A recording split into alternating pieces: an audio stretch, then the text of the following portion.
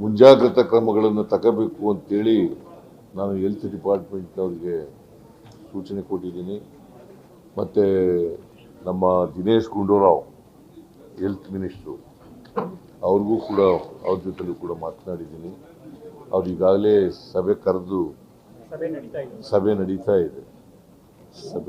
ಇದೆ. ಸೊ ನಾವೆಲ್ಲ ಮುಂಜಾಗ್ರತಾ ಕ್ರಮಗಳನ್ನು ತಗೊಳ್ತೀವಿ. ಅದನ್ನು ತಡೆಗಟ್ಟಲಿಕ್ಕೆ ಏನೇನು ಬೇಕು ಎಲ್ಲ ಕ್ರಮಗಳನ್ನು ಕೂಡ ಆರೋಗ್ಯ ಇಲಾಖೆ ಮತ್ತು ವೈದ್ಯಕೀಯ ಶಿಕ್ಷಣ ಇಲಾಖೆ ಅವೆಲ್ಲ ಇಲಾಖೆಗಳು ಕೂಡ ತಗೊಳ್ತದೆ ಅಂತ ಮಾಡ್ತೇವೆ. ಯಾಕಂದರೆ ಈ ವೈರಸ್ಸು ಇಬ್ಬರು ಮಕ್ಕಳಲ್ಲಿ ಈಗಾಗಲೇ ಕಾಣಿಸ್ಕೊಂಡಿದೆ.